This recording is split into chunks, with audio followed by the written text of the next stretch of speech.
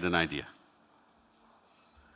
And with that idea, he built the first Swadeshi telecom multinational in India. A Swadeshi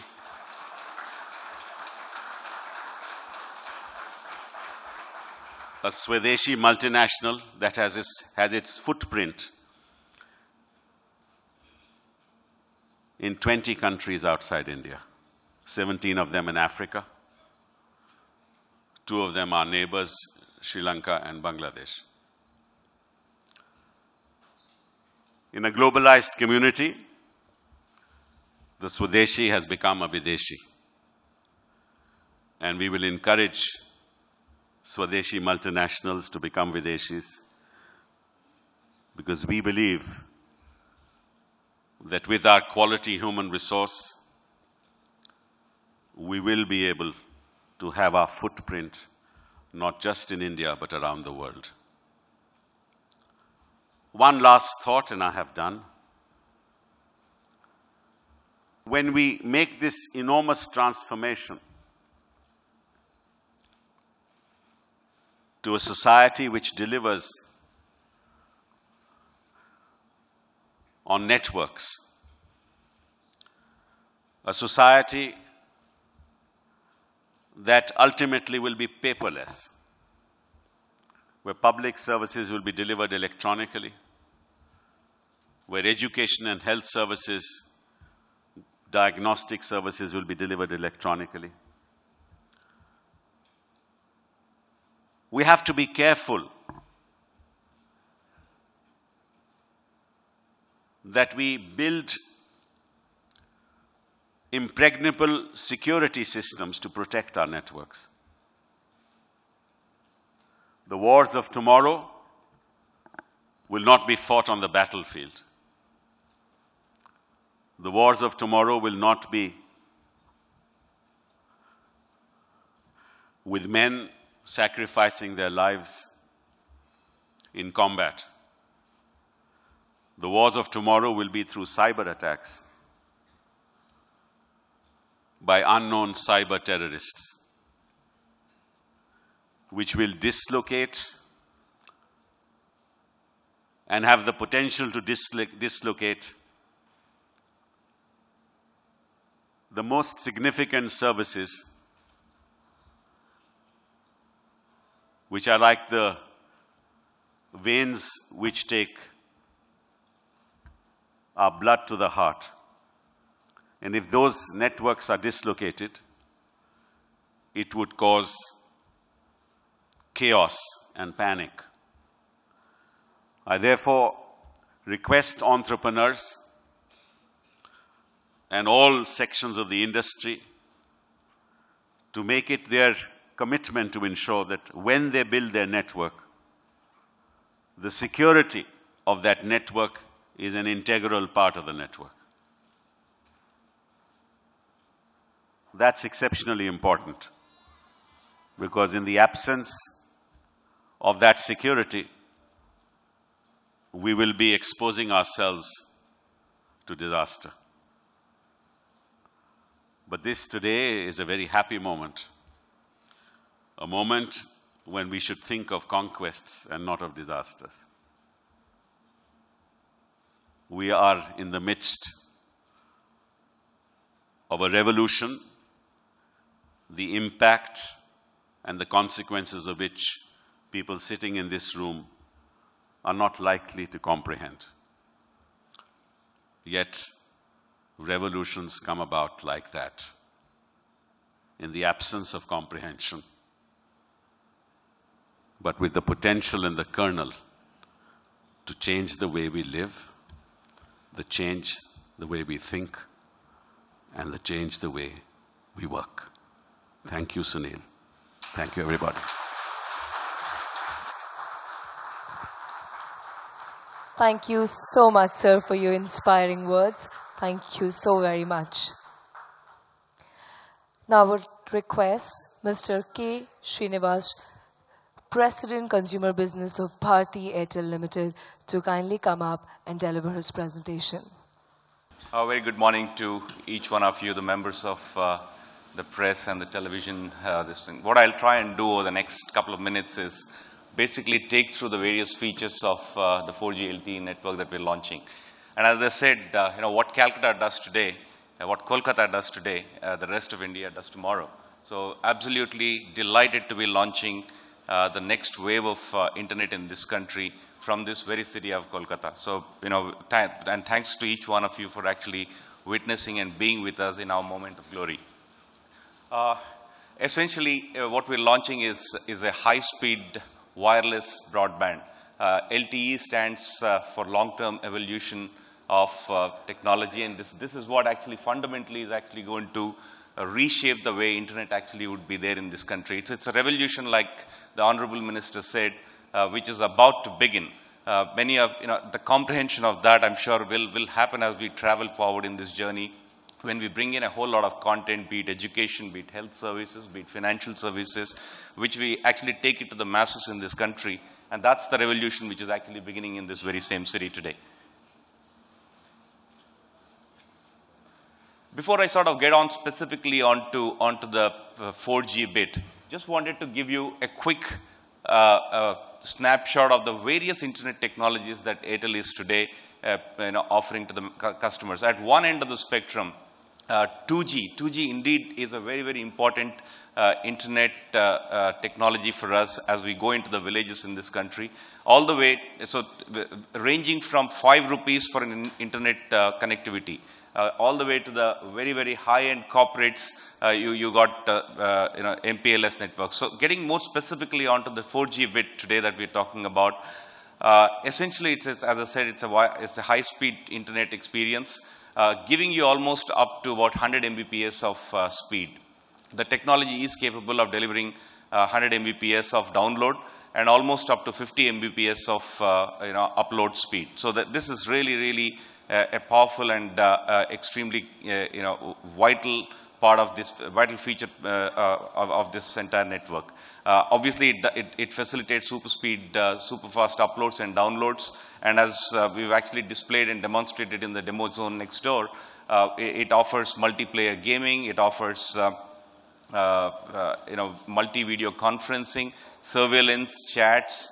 I think the content which actually it can do is tremendous. The live streaming of the various rich media content, all this is possible.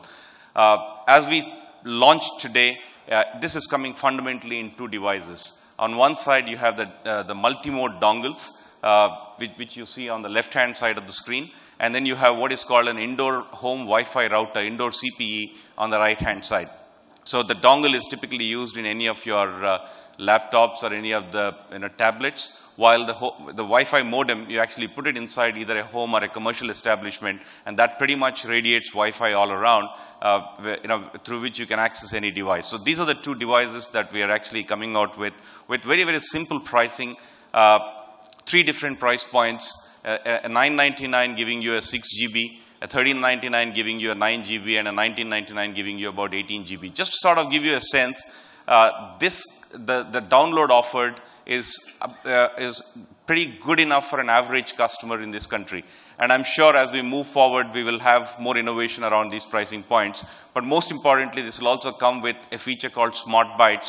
So those people, those heavy users who actually complete the quota can actually buy more bandwidth as well. Essentially, as I said, this is really going to be the future of fast in this country. And this is what we're bringing to bear today. Later on in the Q&A, we'll probably take some more questions. This is just a snapshot of the various offerings that we're bringing in at this point of time. So experience the future of this. Thank you so much, sir. I would invite Mr. Sanjay Kapoor to give the closing address. Honorable Mr. Kapil Sibal, Mr. Mittal, my friends from the media, ladies and gentlemen. On behalf of Bharti Airtel, a big thank you to all of you to be here this morning and be encouraging us. I must say that Minister's words on how world is going to behave in future truly come to life with broadband taking shape across the globe. There's no doubt in my mind, and maybe many others, that Economies in future will compete on a mix of physical infrastructure and virtual infrastructure. And therefore, to render India competitive, this step is absolutely a positive one. Being in the land of Netaji, I remember his golden words when he said, "Tum mujhe khoon do, main tumhe azadi dunga." We would tell the minister, "Aap hame spectrum or stable policy dijiye, and we will make sure that we empower this whole country with broadband and affordable services."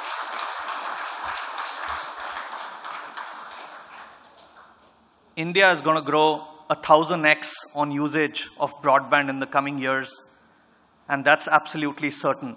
Speed is the killer app the world over, and that speed is going to improve with every technology migration. Bharti Airtel is the only company in the marketplace today which offers a complete spectrum of broadband services ranging from 2G at one end of the spectrum and fiber on the other. We have 2.5G, we have 3G, we have 4G today, also MPLS, IPLC on fiber, copper, a host of service. I'm sure when every 10% penetration in this country improves the GDP by 1.2, 1.3%, broadband will have a multiplier impact on the future of India.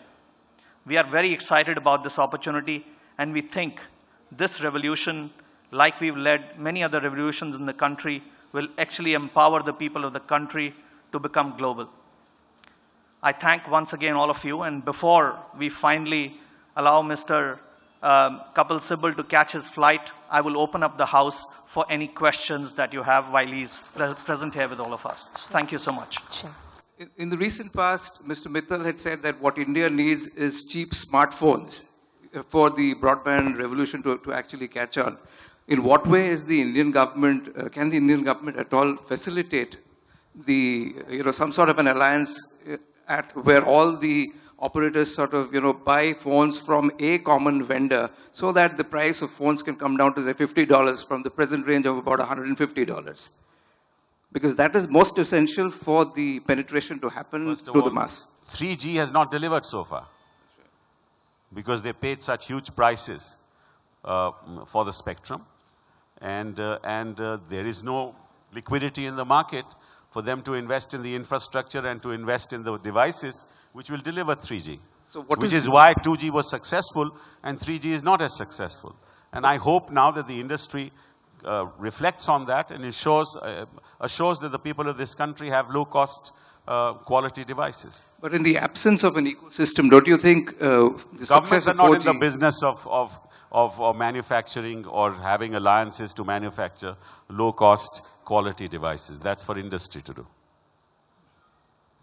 I'm Madhumita Mukherjee from the Bengal Post. Sir, could you tell us a bit more about your way forward with 4G? Like, when could you roll out your plans in the other circles?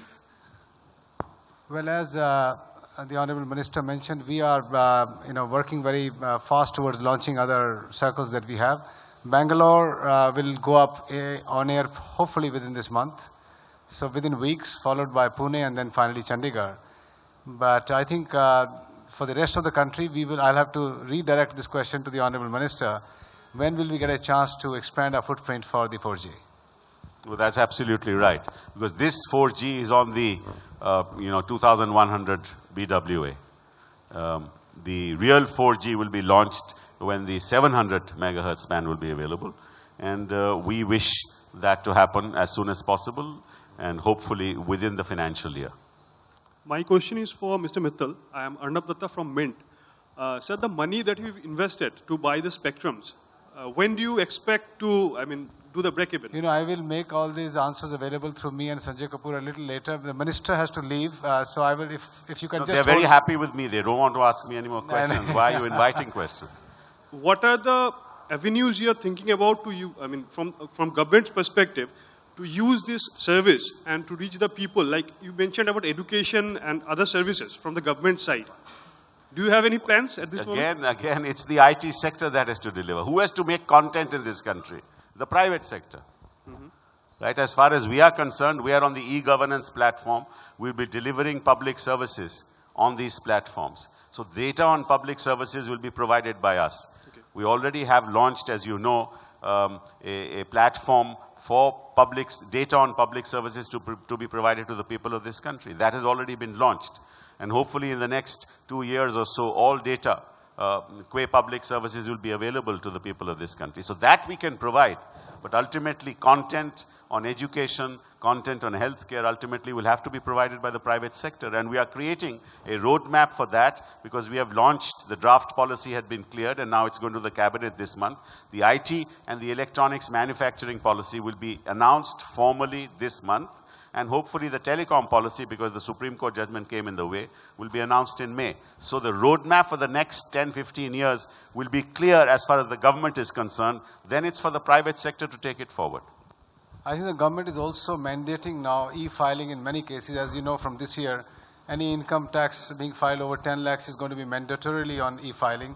I think this will keep on going down to the lowest denominator. And many other services of the government, especially in the ROC, CLB, all the Ministry of Corporate Affairs touch points, are all becoming compulsorily on e-filing basis. So I think government is also moving in many directions there. My dream for the people of this country, especially for the children of India, that a child should not have to carry a heavy bag of books to school. He should have a tablet where all the textbooks should be part of the tablet. So he doesn't have to carry any textbooks to school. That's the dream. That's the dream I have for the children of my country. The service that you have started today, would you explain in what all geographies of Kolkata will this service be available? And what's the plan or what's the future roadmap that you have in terms of deployment in Karnataka, in Maharashtra, and in Punjab, where you have got the 4G license? In Kolkata, we have enabled about 20 geographic clusters where we build the network. Through these 20 clusters, we today are in a position to address approximately about 30 to 40% of the data market in Calcutta. And as I said earlier, these devices there are no mobile devices. There is a dongle and there is an indoor CPE. So we will continue to expand the network as and when the mobile devices start coming. So the approach that we've taken at this point of time is to really identify the data clusters and build a network around the data clusters. My question is, who is this 4G targeted at? In the sense, do people have devices which support 4G right now? And in the sense, without that base, how can people actually access this new technology? Well, I mean, there are two kinds of devices that I've shown. The first one is a dongle. That particular, and the second one is an indoor CPE.